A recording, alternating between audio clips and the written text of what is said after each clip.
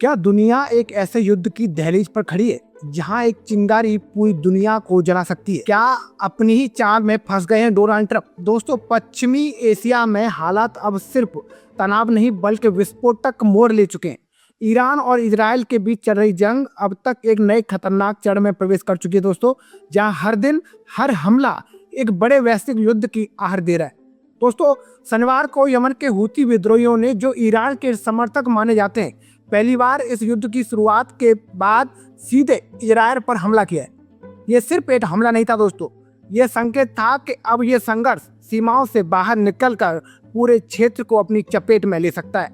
इसी बीच दोस्तों, अमेरिका ने भी अपने कदम तेज कर दिए हैं। हजारों मरीन सैनिकों को मध्य पूर्व में तैनात किया जा चुका है। अमेरिकी सेना के जहाजों पर सवार पहली टुकड़ी पहुंच चुकी है और खबरें हैं कि आने वाले दिनों में और भी सैनिक भेजे जाएंगे। राउटर न्यूज एजेंसी की रिपोर्ट्स के मुताबिक पेंटागन अब ईरान में जमीनी ऑपरेशन की तैयारी कर रहा है, जिसमें स्पेशल फोर्सेज और आम सैनिक शामिल हो सकते हैं।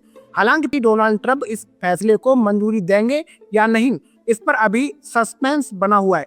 28 फरवरी को दोस्तों, अमेरिका और इजराइल द्वारा शुरू किए गए हमलों के बाद ये जंग अब पूरे मध्य पूर्व में फैल चुकी है। हजारों लोगों की जान जा चुकी है और वैश्विक अर्थव्यवस्था को जबरदस्त झटका लगा है। खास तौर पर तेल और गैस की सप्लाई पर इसका असर साफ दिखाई दे रहा है। अमेरिकी विदेश मंत्री मार्को रूबियो ने कहा है कि अमेरिका बिना जमीनी सेना उतारे भी अपने लक्ष्य हासिल कर सकती है, लेकिन फिर भी सैनिकों की तैनाती इसलिए की जा रही है ताकि रणनीति में अधिकतम लचीलापन रखा जा सके। दूसरी तरफ ईरान के राष्ट्रपति मसूद पेजेशियन ने पाकिस्तान के प्रधानमंत्री शहबाज शरीफ से बातचीत की है। पाकिस्तान में तुर्की और सऊदी अरब के विदेश मंत्रियों के साथ बैठक होनी थी, जहां क्षेत्रीय तनाव कम करने के रास्ते तलाशे जाएंगे। लेकिन दोस्तों, जमीनी हकीकत इससे बिल्कुल उलट है।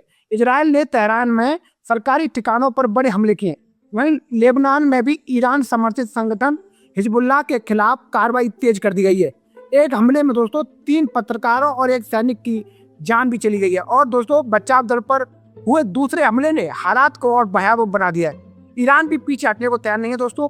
उसने सऊदी अरब के एक एयरबेस पर हमला किया है, जिसमें 12 अमेरिकी सैनिक घायल हुए, जिसमें 2 की हालत गंभीर बताई जा रही है। खाड़ी देशों दोस्तों जैसे कि कुवैत, यूएई और ओमान में भी हमलों की खबरें सामने आई है। जहां तक कि इराक के कुर्द नेता मसूद बरजानी के घर के आसपास ड्रोन हमला हुआ है, जिसे एयर डिफेंस ने मार गिराया।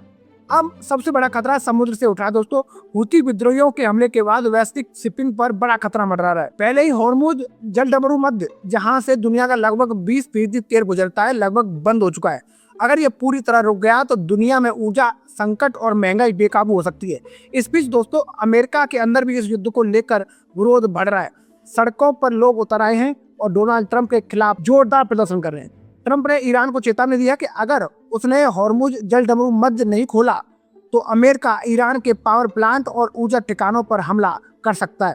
हालांकि दोस्तों, उन्होंने ईरान को जवाब देने के लिए 10 दिन का समय दिया है। इजराइल लगातार दोस्तों ईरान के परमाणु ठिकानों को निशाना बना रहा है। वहीं रूस की परमाणु एजेंसी रोसाटॉम ने भी चेतावनी दी है कि इन हमलों से न्यूक्लियर सुरक्षा को भी बड़ा खतरा हो सकता है। और ईरान ने साफ कहा है कि अगर उसके आर्थिक या बुनियादी ढांचे पर हमला हुआ तो वो जबरदस्त जवाब देगा। तेल, परमाणु ठिकाने, ड्रोन हमले और बढ़ती सैन्य तैनाती ने ये साबित कर दिया है कि ये युद्ध और आगे तक बढ़ सकता है। ये सब मिलकर दोस्तों एक ऐसे तूफान का संकेत दे रहे हैं जो सिर्फ मध्य पूर्वी नहीं बल्कि पूरी दुनिया को अपनी चपेट में ले सकता है। अब सवाल दोस्तों ये नहीं है कि युद्ध चल रहा है, सवाल ये है क्या दुनिया तीसरे विश्व युद्ध की ओर बढ़ रही है। दोस्तों, ये बात आप कमेंट में बताइए, क्या ये बात सही है? जय हिंद, जय भारत।